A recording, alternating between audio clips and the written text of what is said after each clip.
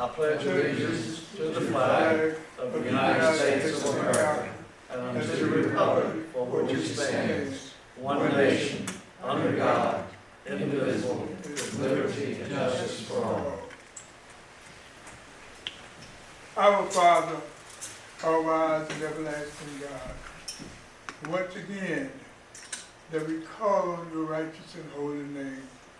Lord, that we may do the work of this child, that we may be pleasing in thy eyesight and give you glory, that we may help someone, that we may work together and accomplish things that need to be done in a safe way, in a good way, and be blessed as we work.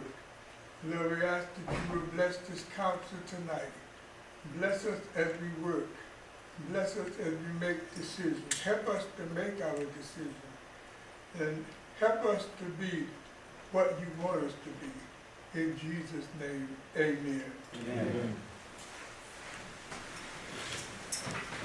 Okay, all of us have had an opportunity to read over the minutes of the special meeting for September the 27th and October the 25th, and our regular meeting of October the 12th. So I would entertain a motion to approve the minutes. Second. We have a motion and a second. All those in favor of the motion, please signify by saying aye. Aye. Opposed? Motion carried. Okay, tonight we're having a public hearing for our 2020 census data review and the town voting on awards redistricting options. So at this time, I'll open the meeting for public hearing. This hearing will allow the public to express their concerns or comments on the two proposals presented by staff.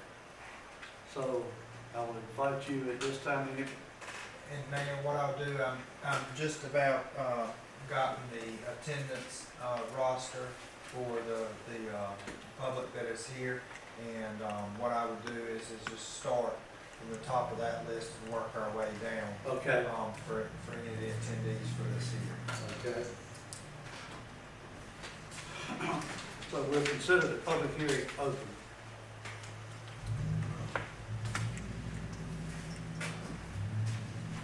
And I'll ask you, if you will, to please limit your comments to 3 minutes, please. And so the first person that we have with us is Mr. Lasker, and I would. No?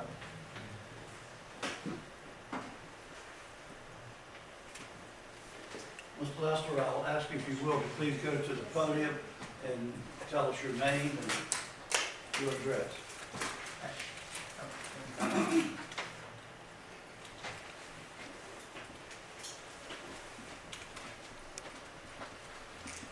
My name is Robert Lassiter. I live at 150 Romans Point Road. I don't have anything to say other than that. Okay, all right. Thank you. Thank you. Next, we have Mrs. Rivers.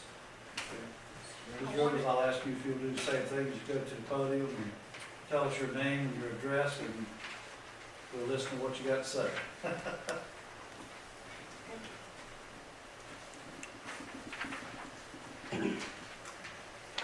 My name is Jessie Rivers. I live at 233 Hawthorne Road. I've been in Edenton 29 years, native of Currituck County. I came prepared to speak about something that you have not mentioned in your two proposals, so I'm not prepared to speak to either one of the things that you mentioned. Huh?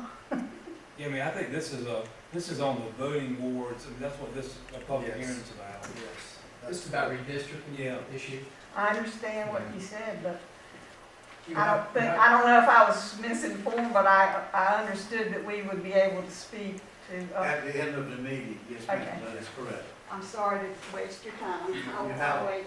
That's fine. Are any of you here for the public hearing on redistricting? This is all for, okay, all right, let me make sure there's not one in the. Okay.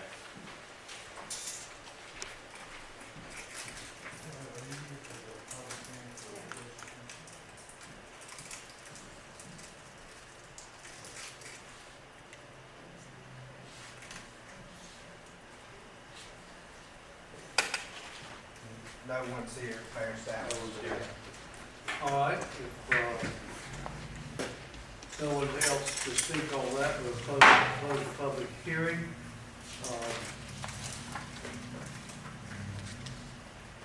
Corey, I'll turn that over to you to explain that, what Okay. our choices are at this time. Okay, so knowing there was no public concern with the two proposals, what we will discuss and approve during our new business section will be the town's decision to accept either proposal 1 or proposal 2. And so, doing so will allow the town and its elected officials to pass along our decision to the Board of Elections, as well as the county mapping, which I was informed today by the director of the Board of Elections that our decision would complete this process for the town and allow us to be within compliance of the deadlines that was included in these redistricting changes. So, with the public hearing closed, we will take action during new business. Okay, and I believe we had, when we talked about it in the last meeting, we agreed to go with proposal number 2. So at this time, I'll entertain a motion to go with proposal number 2. So moved, Mayor. Okay, Are we gonna amend the agenda to vote on it now? Yes. Is that fine? Yes. Okay. Second that motion. okay, we have a motion and a second. Any further discussion? I think it's the right thing to do. Sir? I think it's the right thing to do. Okay. Hearing none, all those in favor of the motion, please signify by saying aye. Aye. Opposed? Motion carried, so you can inform the board that we have decided to go with proposal number 2. Okay, now we'll go into our committee meetings, and the first is the administrative committee, and that's chaired by Councilman Hyde. Thank you, Mayor Stallings. At our committee meetings towards the end of October, the administrative committee recommended that we move to full council the recommendation that we pay our employees premium pay for their work during COVID under the CARES Act. It's my understanding, Mr. Gooden, that the county already approved something similar for their employees. It's also my understanding that between our last meeting and this meeting, that we have sought state approval for the expenditure of the CARES Act funds for this purpose, and that they have approved that expenditure. Is that correct? That's correct, and the requirement on the town's behalf with NC Pro's approval was to also submit a copy of this amended planned expenditures to the county to keep on file as well. So yes.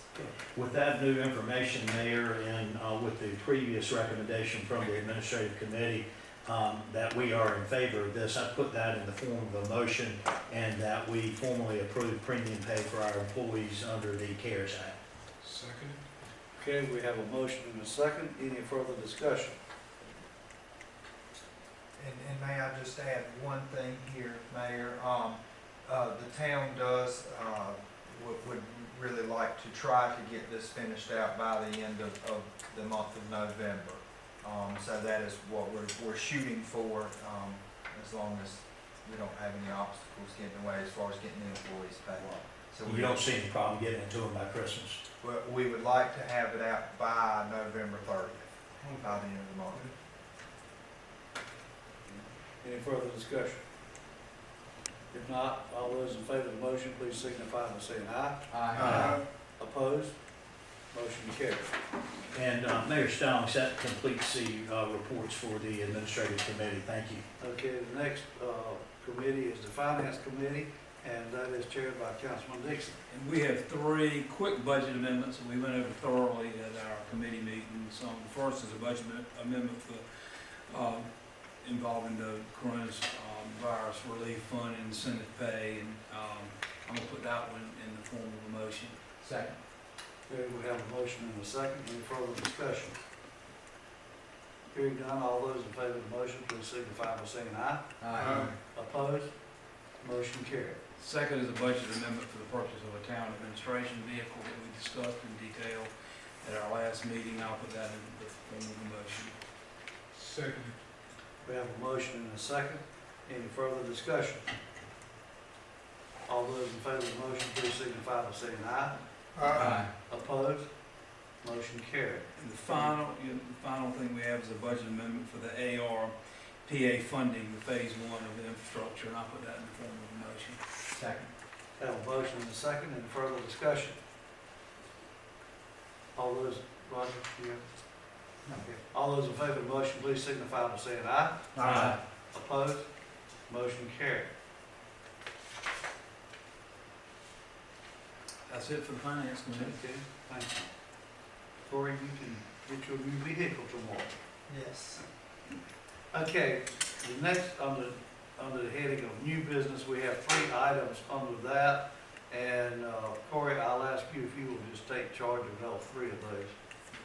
Thank you, Mayor. Not a problem. So, agenda item A for the town voting and ward redistricting, with the modification of the agenda after the public hearing that has already been approved. But just for clarification and information, this will allow us to more evenly distribute all 4 wards as far as our 2020 census data populations count. The proposal 2 that was approved is the more equitable choice, and I wanted to just share that with the public in case there was any. Well, number 1 was just kicking the can down the road. Yes, sir, That's all that it is was. correct. It was the bare minimum. Yeah. As far as new business, item B, the Colony Tire Building Reuse Expansion. No action is required here, Mayor, but the one thing that I did want to share is I know that this council has been a part of this from beginning to end, but on November the 2nd, we were able to submit the progress final report form as well as the job certification form for the expansion at Colony Tire through the North Carolina Department of Commerce and Rural Economic Development Division. And why this is worth noting is that Colony Tire, in the midst of the pandemic and some of the obstacles that a lot of the other businesses have struggled with, was able to successfully create 40 additional new, keyword there, new jobs with their expansion. And I just wanted to congratulate the council on being so supportive on a successful project. And so I did want to share that. Again, no action required. That's just a general update. As far as new business, item C, as most of you may know, sadly, we will be losing our current planner. And what we would like to consider and what staff is recommending is transitioning that role to approach a more full-time employee, and also to allow for there to be additional administrative changes around planning as well as grant writing, as well as it to help in my absence. And Tammy and I were able to work through developing an adequate job description, and what this allows us to do is it will give us the flexibility to have both classifications, planner as well as assistant town manager, on the policy. So it gives us a lot more flexibility to find a candidate, and we're hoping to be able to find an assistant town manager that would be in charge of our planning as well. And so that's what this is council will need to take action tonight to include that in the personnel policy. And that will be for, the position would be part of the administration and planning division, and it would be recommended as a pay grade 30.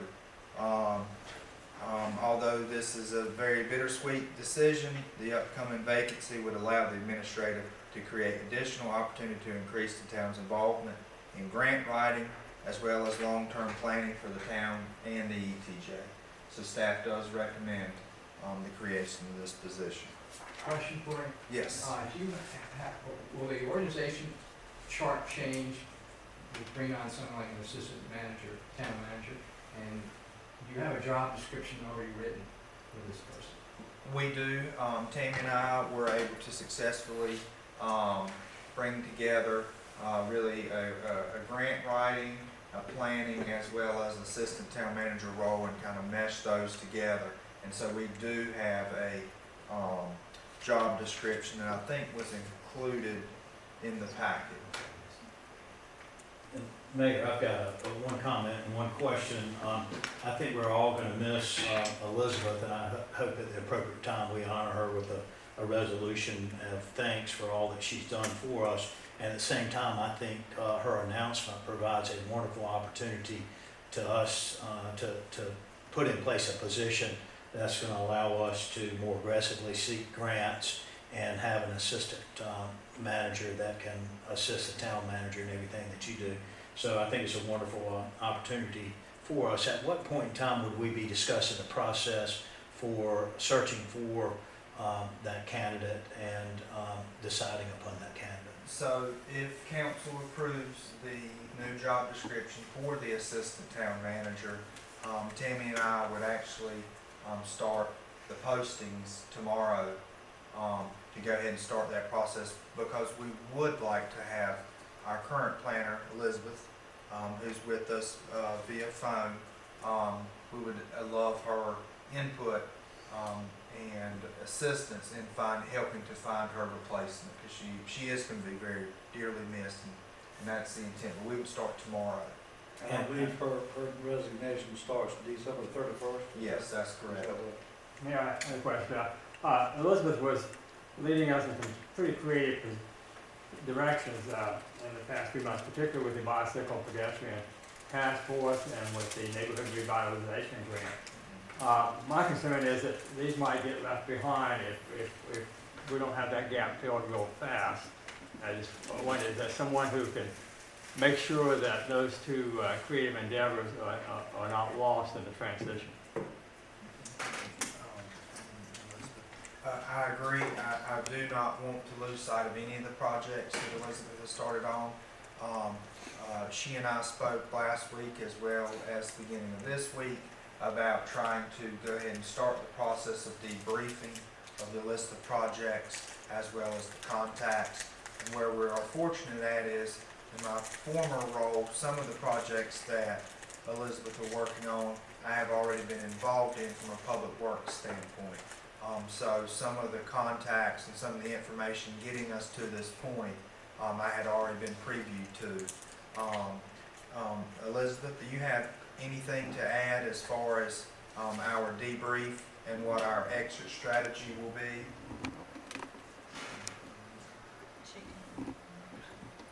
Hi. I'm just happy to help in any way I can. Y'all know that I'm not going anywhere, leaving Edenton, that is. So I'm committed to helping the town as you find somebody new. I'm happy to help along the way with the transition, certainly. Thank you for that. And Mayor and Corey, Councilman Dixon and I have discussed this in the recent past, and I don't know if it would be appropriate, Corey, to go back and look at the town manager candidates that we did not hire and see if any of them have an interest in serving in this position, and importantly, make sure you might be comfortable with that if any of them do express an interest. But we chose you among a number of qualified applicants, and I would be interested to see if any of them would have an interest in this position, if you were comfortable with that, and they were too. Yes, we will. We will consider all candidates that made it through those final interview phases. They were very strong within that process.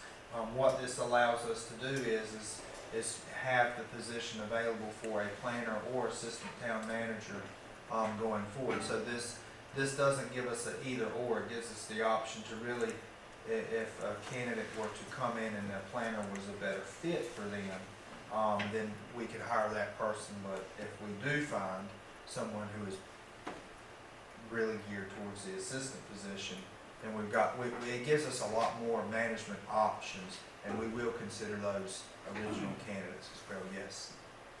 We've been needing this position for a long time. I think it's a We've great talked idea. about it for a Yeah, we long have. time. I think it's really, and we've been talking about it for 25 years. Yeah, So I think it's time.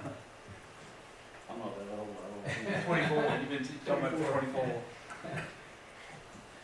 Okay, anyone else have any input to Corey in this category?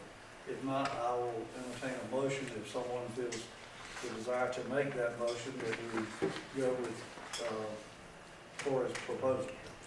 So moved. Second. Okay, we have a motion and a second. Any further discussion? Hearing none, all those in favor of the motion, please signify by saying aye. Aye. Opposed?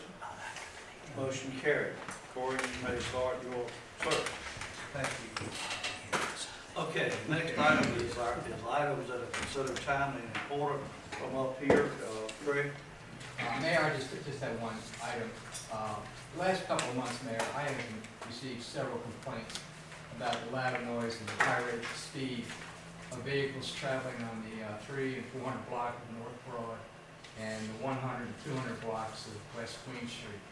It appears the vehicles are mostly pickup trucks and motorcycles. With loud mufflers.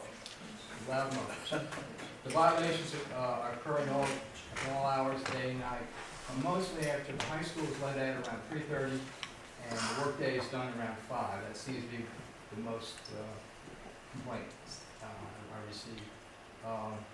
Citizens residing on these two arterial streets are saying that our town noise ordinance and speed limits are just not being obeyed.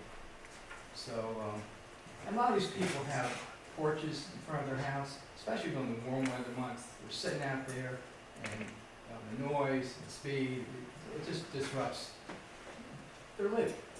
And I just want to bring that up. I mentioned it to the chief a while back. We need to really look into that noise ordinance issue and the high rates of speed. Somebody was talking to me last night, who lives on the 200 block of West Queen, and said it's a 25 mile speed limit, and the person was going about 50. So it's happening quite a bit.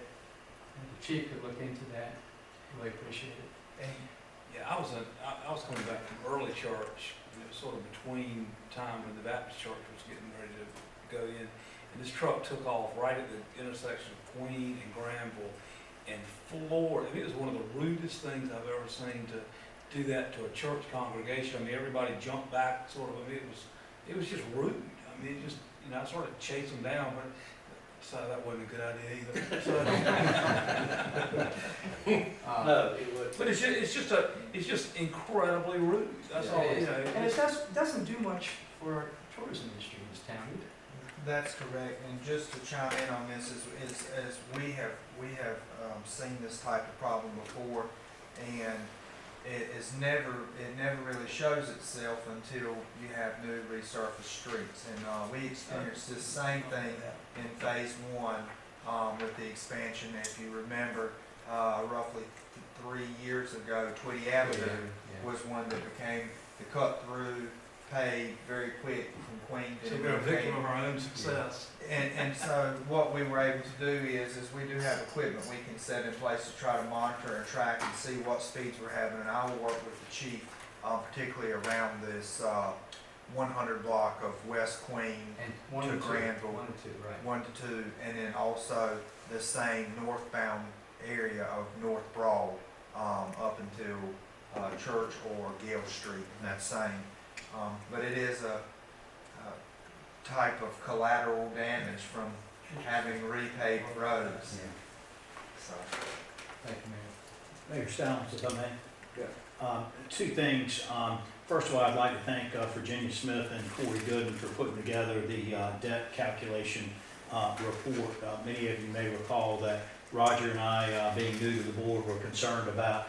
It seemed like we were voting on a lot of expenses there at one time, and we requested that Virginia and the town manager provide us these reports every 6 months, and they provided us a report in the package, and I was pleasantly surprised, maybe not surprised, but I was pleased to see the numbers that were in that. I've had some people mention that concern to me, so if I can quote a few things from that report, just in response to some of the concerns that I've received from the general public. The North Carolina statutes deem that our general debt obligation calculation be no more than 8% of our taxable property.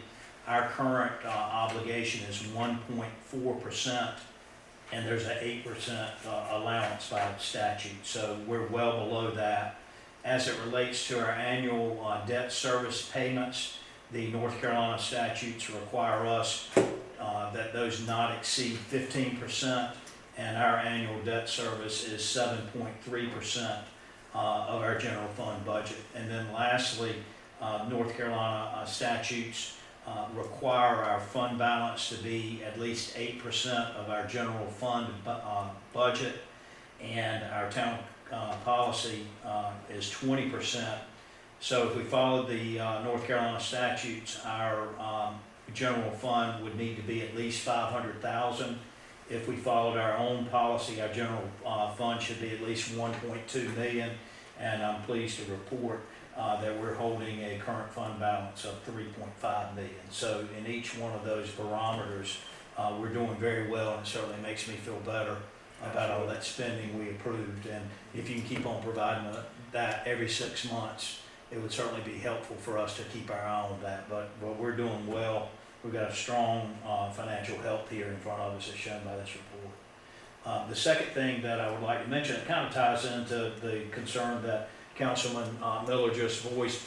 Many of you will recall that Councilman Coleman, and I'm going to surprise him here and thank him, had this campaign called Edenton Cares, and it was a public relations campaign a year or so ago, and he and I are going to get together, and I would like for he and I to work on something.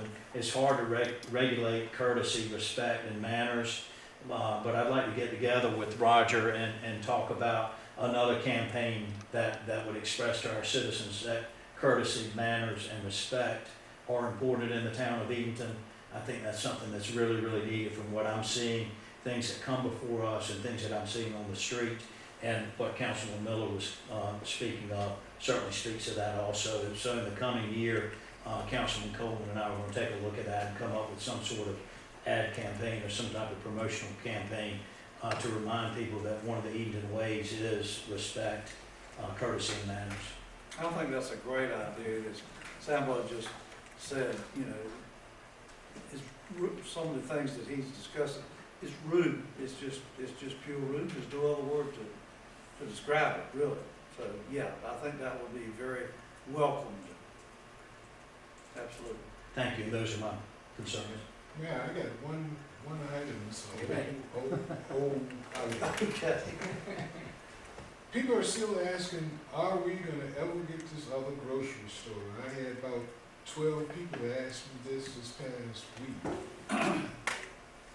Well, there's been no progress made. I think I can pretty much tell you that.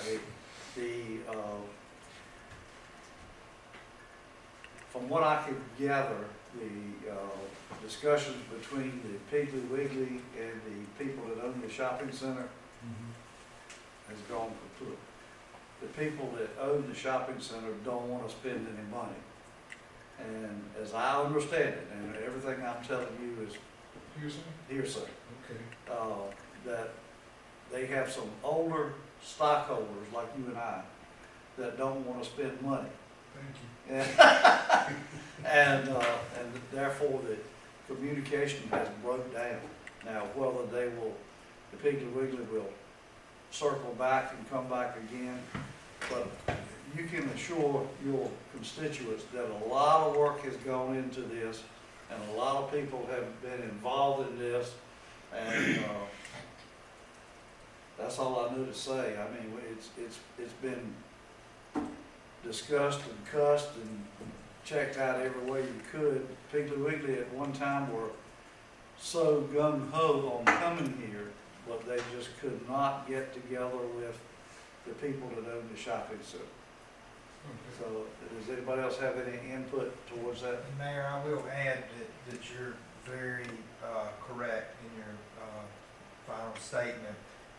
Myself, as well as our economic developer with the Edenton Partnership, have been very active in pursuing very creative alternatives, very unique experiences and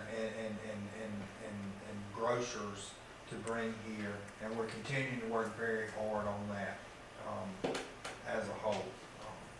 And that's about as much as I can share. And we even have someone that's interested in maybe buying the shopping center, and they won't even return his phone calls. They won't Well, return? Mayor, You know, Mayor, that brings up another concern, comment, complaint that I have. We've got a couple of things that we're gonna have to tackle, some of which are on the agenda tonight, including hiring a new assistant manager in the coming months. But once we get through that and catch our breath, I would like for us to explore the legal and practical options we have when we have a property owner of such a prominent location in Edenton that absolutely refuses to keep the property up, apparently absolutely refuses to be reasonable in negotiations with a reputable grocer, and just lets their property go downhill. I think the answer is our options are limited, but perhaps after the new year, Mr. Gooden and our attorney could get together and let us know if we have any options, because I know our citizens are sick and tired of not having a second grocery store, as I am. And related to that, I'm sick and tired of having a very large property owner in town making no effort whatsoever to be a good community citizen. And I about had it with that group. And all they do is store big trucks. Not Yeah. Yeah. You know, we ended up tearing down the one, I mean, We did, the one that was over there The old behind, Winn-Dixie. It had Winn-Dixie, Sears, and Max in it. And if so, we're not careful, that's what's gonna happen Yeah. here. Yeah, I agree with Councilman Howe 100%. If there's anything we can do about it, I don't know what our options are or how strong our options are or whatever, but I agree we need to. yeah, at least like to know, even if they are Research that. limited and not very feasible. That was gonna be my second question.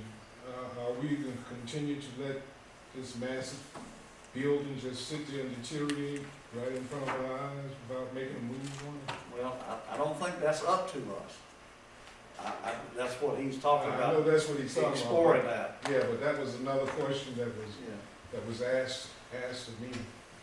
you know, we've talked about bringing in this guy, Ed McMahon, who's, you know, a small town expert, and I think we actually put the money in the budget, and I think, Not the one that was on TV. no, not Johnny Carson's guy, and I think, you know, to bring him in to look at everything and say, you know, what can we do better and be more, I don't know, progressive or more activist on these things? You know, what can Eden do to make itself better through existing and potential changes in the law and what's on the books already?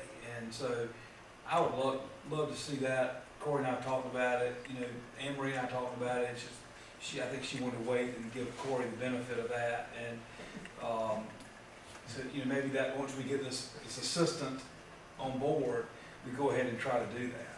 But I can assure any of the public that's watching this or listening to this, that this council has done everything humanly possible to try to make this happen. And the Edenton Partnership have employed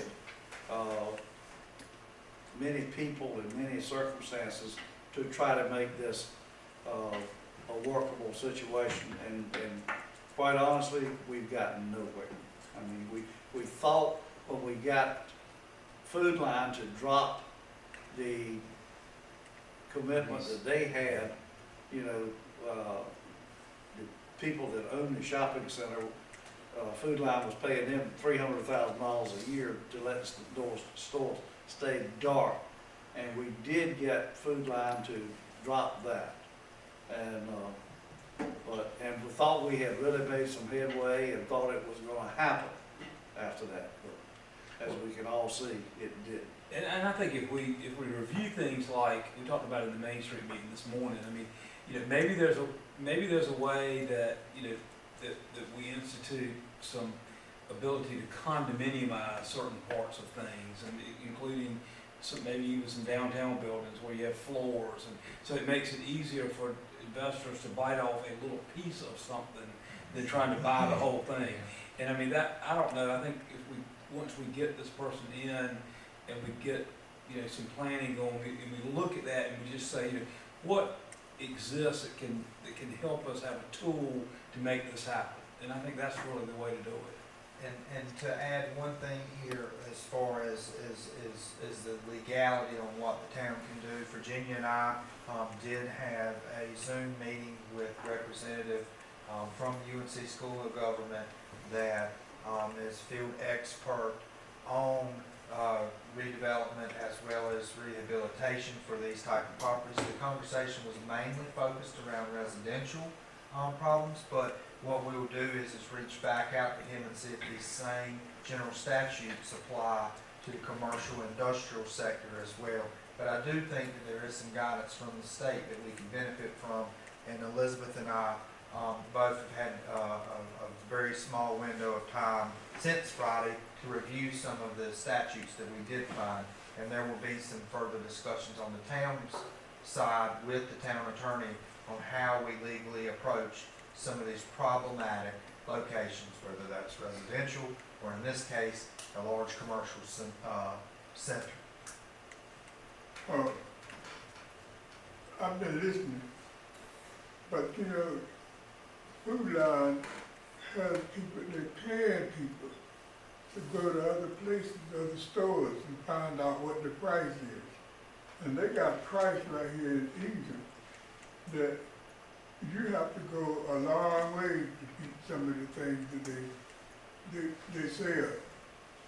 This is why I think that these companies not gonna spend a whole lot of money and come here and open up a store, and then they got to beat the people, the competition of the stores that already exist. So that's a hard thing. Now, it's like, people have been psyched out, I think, because if you gotta buy some gas, people will go 5 miles out the way to pay a penny less on a gallon of gas. That's stupid. but they do it. And you got all kinds of bargains that are not bargains that people are psyched out on. Pastor Poole, if you would take a ride to Williamson or Plymouth, at the Piggly Wiggly stores there, you will find a huge difference in the prices of their meats and products. Right. As a matter of fact, the Food Line in Hereford, food is cheaper than the one in Edenton. There you go. Yeah. Now sometimes we go to Piggly Wiggly in Williamson. Yeah. Well, one bad thing about it, they don't have to keep the shelf stocked either. You know, that's, Yeah. but, So we will continue to try to find code enforcement and legal issues or legal standings to help us aid with this, and we would like to have those discussions very soon. anyone else? Yeah, I got one I more. got one item I forgot to mention. Have there been any new developments for the Hayden Hotel? Don't do that. Because I've been hearing a lot of positive things. Oh, things are looking good there, but, I don't see any action. Anybody have any comment about that? Any new developments? Nothing new at this time that Sagas? we can discuss. Okay. So, going to the mundane, when I was little, all the elm trees, more trees got wiped out by the Dutch elm disease than by Isabel. And somebody keeps telling me there's this crepe myrtle blight this year. They call it black scale, black Yeah, scale. we need to, I think as a town, need to like, We're addressing that. Well, we're not, I mean, I haven't heard a word about it from the, I mean, the residents need to know what to do. I mean, we need to put out something saying, you know, can they be saved? If they can't be saved, here's how you do it in your own yard and all that. I mean, maybe we've done it, but I haven't seen anything. Tosh has already started implementing. But that's fine, but Tosh needs to, we need to share it with the people in town because, you know, there are a bunch of them in people's yards and everything else. And is it fixable or is it a death sentence? No, we did have this discussion with the tree committee, and I'm gonna paraphrase, but I will be glad to bring back, their full list of recommendations. We have crossed this bridge, with that committee as well as our public works, landscaping supervisor. There are options to restore. I think one of the options is something along the lines of almost washing the trunk and the branches. So let me get more detail about that. There is some truth there. Yeah. We're talking about probably a third of town-owned trees that may, up to that number, may be affected.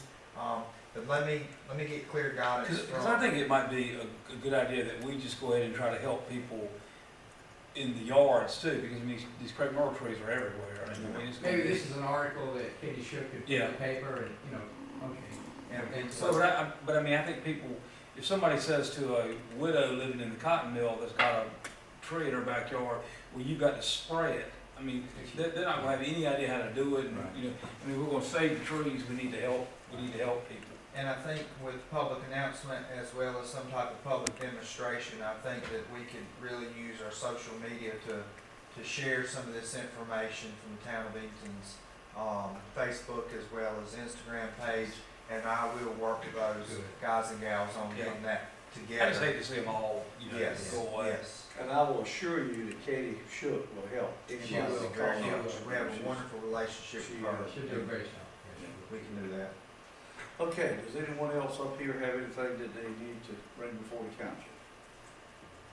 Okay, if not, we'll open it up to the public for public comments, and Jesse, you're on. I can tell joke, I mean, I can talk about anything. Yes.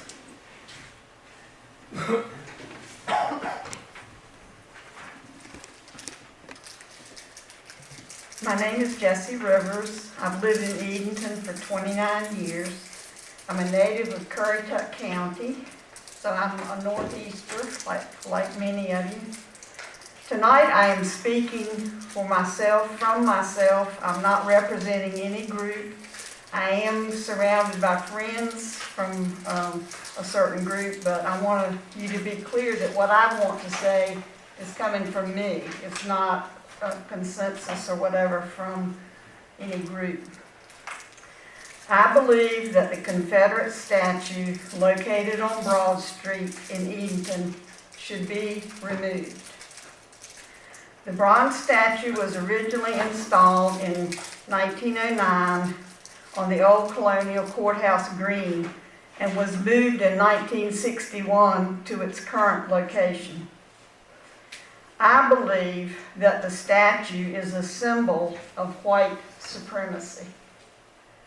The statue was erected during the Jim Crow era, decades after the Civil War, and was moved to a more prominent town position during the Civil Rights Movement of the early 1960s, 1961 to be exact.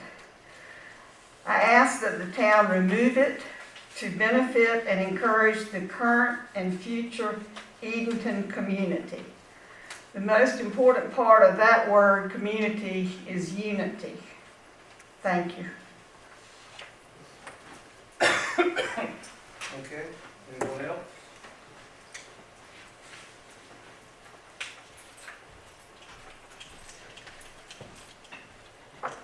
My name is Trevor Miles. I'm a native of South Carolina, but I married a local, so we moved back here. I'm sorry, sir, what did you say your name was? Trevor Miles. I'm sorry, let me take this mask off. It kind of muffles me a little bit. Here we go. Thank you. So, I'm here to speak on the Confederate statue. For a little bit of context, I have verifiable Confederate ancestors that fought in the Civil War. So if there's anybody that would want the statue to stay, it would probably be me. But I don't. I want it moved. I don't want it destroyed because I think it's part of history, and I think history is important. But as far as it standing out there in the middle of downtown, I don't think it needs to be there. For the reasons above, one, the men that it was built to honor are traitors to the country, be that as it may, and that may hurt somebody's feelings tonight, and I'm sorry. It's kind of been something I've had to deal with too, given that it was my ancestors that were traitors. So, another reason being is that if the town wants young people to move here, the town needs to understand that young people are more socially conscious. We don't want the statue out there.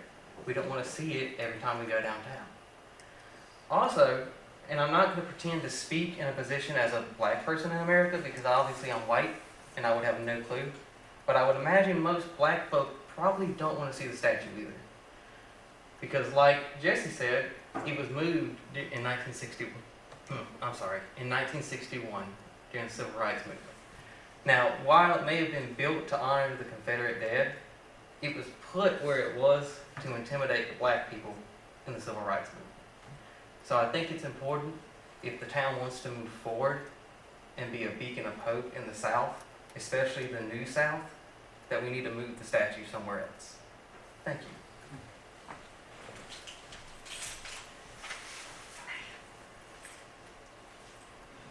Anyone else? Anyone else want to speak? I'd like to check. I can follow that. Yes, please do.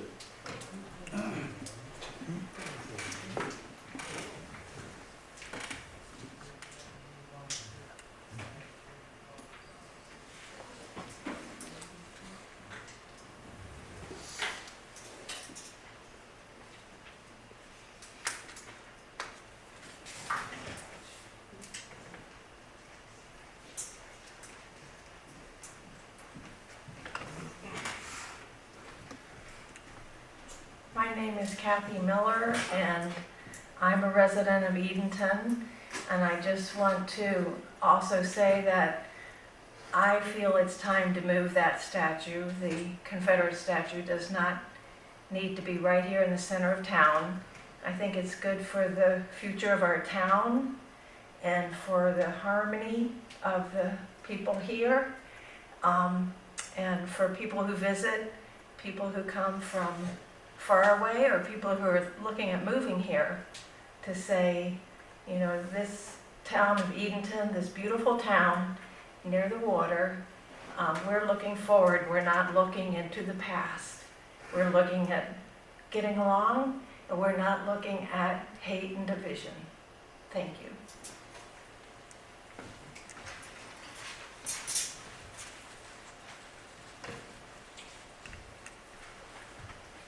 Good evening, everyone. My name is Sharon Battle, and I am not representing all black people, but I feel that I need to speak. I'm from Washington, D.C., and I've been here in Edenton for 20 years.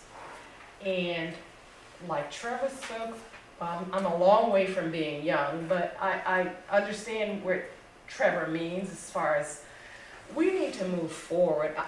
When I moved here and saw that statue, I was taken aback. But I also understand why some people want to keep it. If the hearts and minds of the people who support the ideals of racism and hatred don't change, it really won't matter if the statue is there or not. Because change has to take place in the heart. But we still need to move forward.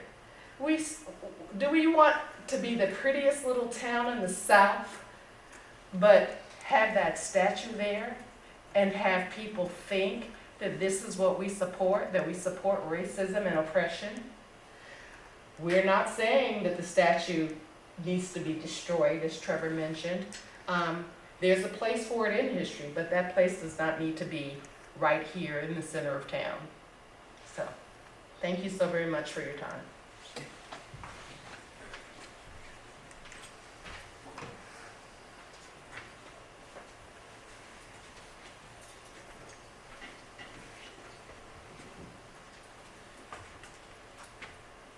My name is Robert Lassiter. I didn't come here to say anything tonight, but after hearing these conversations, I'm in agreement with what they're saying. I've been in all of my life. I've seen some things where I grew up. I've seen people in white sheets. I've been to the fair at one time, and there was cars parked on the fairground. And what I saw on the cars frightened me terribly. And this is what this statue represents. It's so sad that we talk about unity, courtesy, but it starts from the heart. If you don't have it in the heart for all people, it's bad. Again, I think it should be moved. Because you're talking out of both sides of your mouth. You're saying one thing, you're showing another thing. Thank you.